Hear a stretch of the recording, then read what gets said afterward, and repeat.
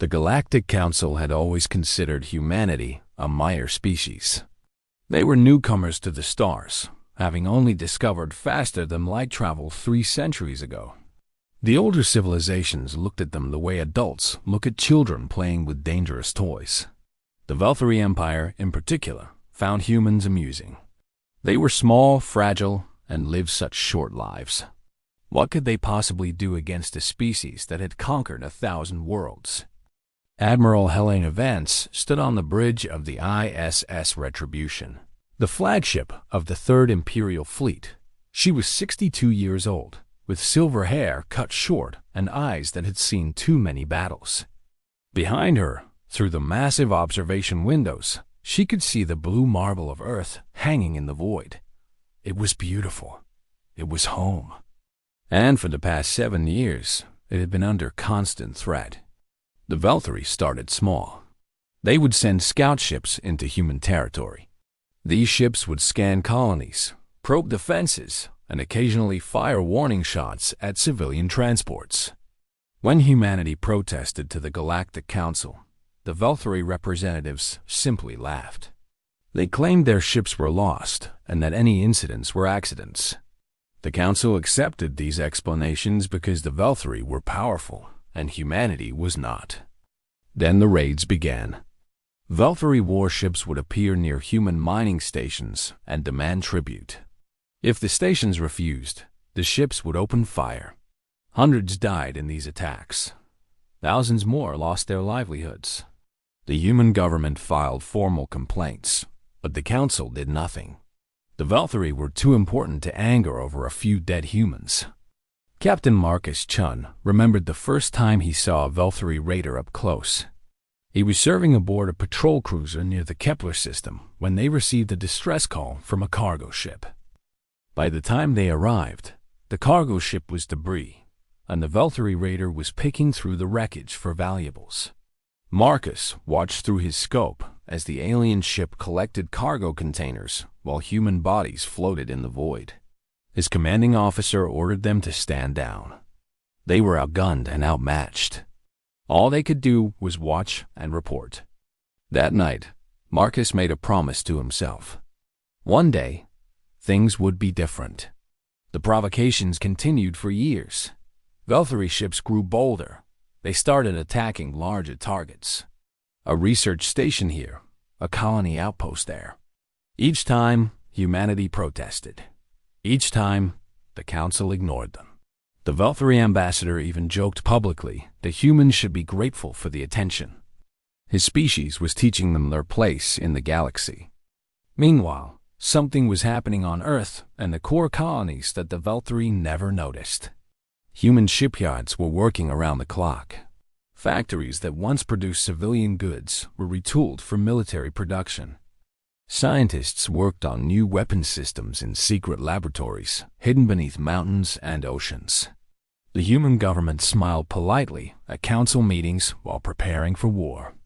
The Imperial fleet grew from a small defensive force into something terrifying.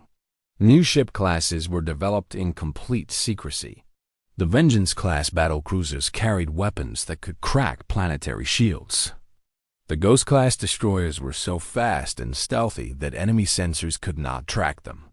And at the heart of the fleet were the Titan-class dreadnoughts, each one a mobile fortress capable of engaging an entire enemy squadron alone.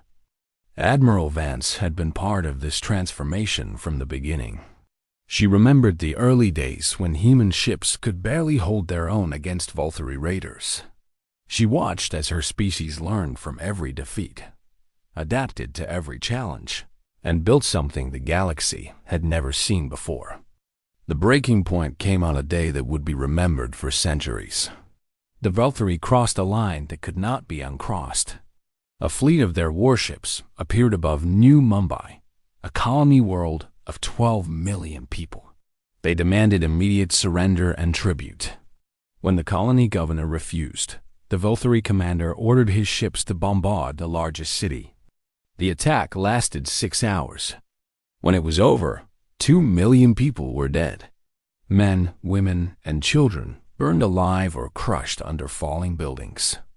The survivors sent desperate messages to Earth, begging for help. Images of the destruction spread across human space within hours. Emperor Alexander III received the news in his private chambers. He was a quiet man, known more for his diplomacy than his military ambitions. But when he saw the footage from New Mumbai, something changed in his eyes. He summoned his military commanders to the war room and gave them a simple order: end this. The Third Imperial Fleet launched from Earth orbit within 48 hours. 150 warships moved through the void like predators on the hunt. Admiral Vance sat in her command chair, watching the stars streak past as her fleet accelerated to maximum speed. Behind her, Captain Chun served as her tactical officer.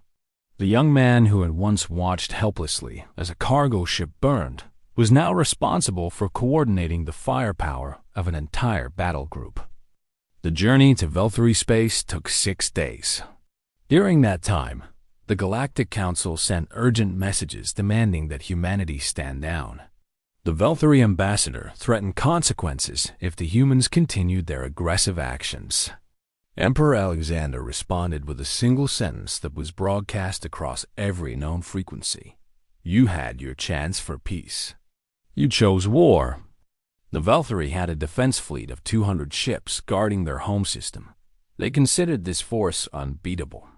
No species had ever successfully attacked the Velthury homeworld in 10,000 years. Their commanders were confident that the humans would retreat the moment they saw the full might of the Velthury navy. They were wrong. Admiral Vance ordered her fleet into battle formation as they dropped out of faster-than-light travel.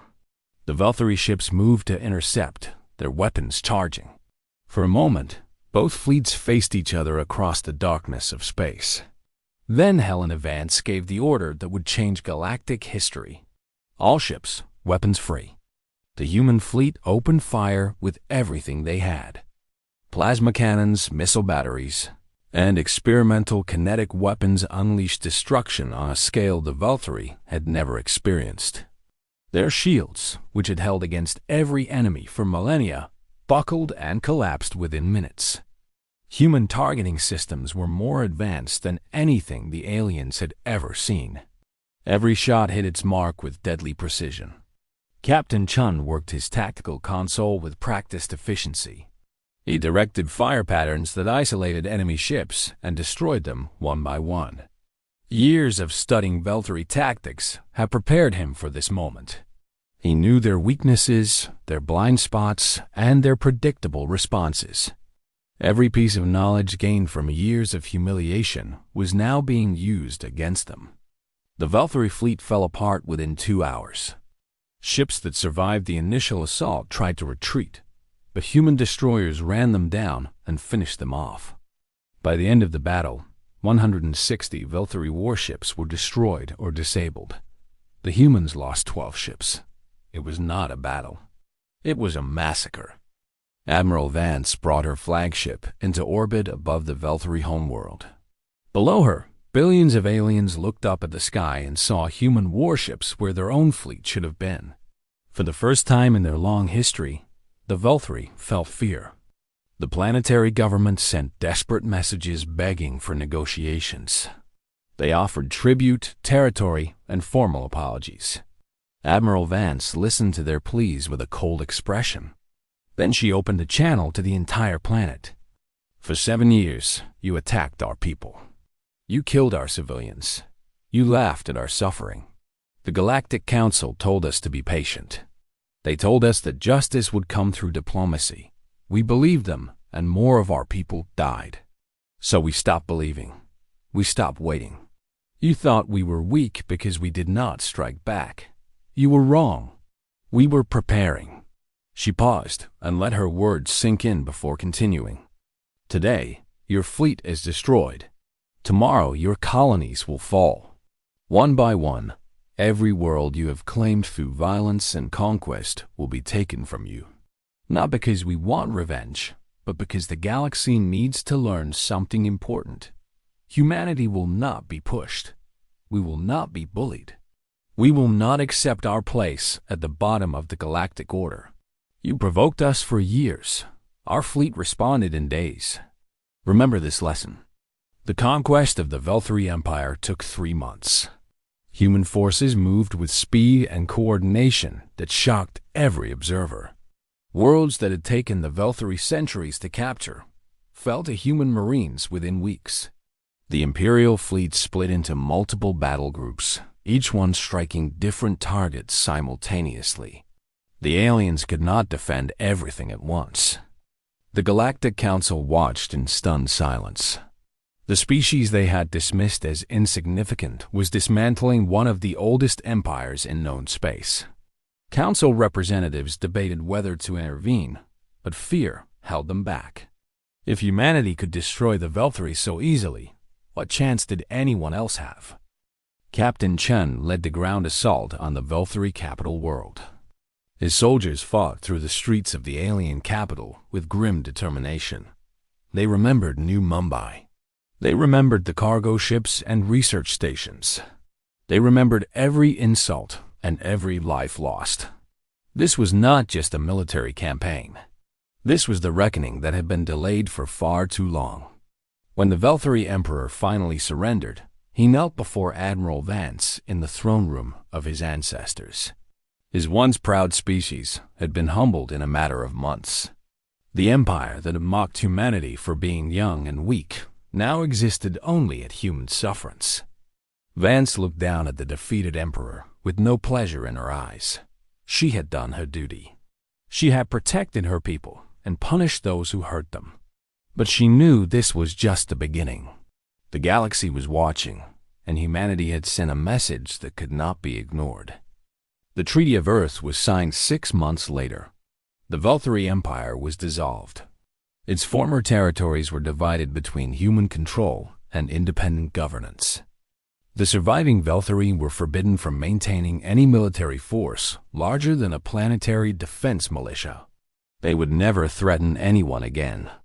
The Galactic Council formally recognized humanity as a major galactic power. Representatives who had once sneered at human ambassadors now treated them with careful respect. Some even approached with offers of alliance and friendship. Admiral Vance advised her emperor to be cautious. Those who respected only strength were not true friends. Years later, historians would debate what had happened. Some said humanity had been lucky. Others said the Velthari had grown complacent. But those who had served in the war knew the truth. Humanity had learned patience from adversity. They had built their strength in secret while their enemies grew arrogant. And when the time came to strike, they did so with devastating efficiency. Marcus Chen eventually became an admiral himself. He commanded the fleet that patrolled the former Velthari territories, keeping peace in a region that had once been ruled by fear. Sometimes he would look out at the stars and remember the young officer who had watched helplessly as civilians died. That officer was gone now, replaced by something harder and more dangerous. Humanity had taken its place among the stars. They had earned it through blood, sacrifice, and relentless determination. The galaxy had learned an important truth. Humans were small. Humans were fragile. Humans lived short lives. And humans never forgot.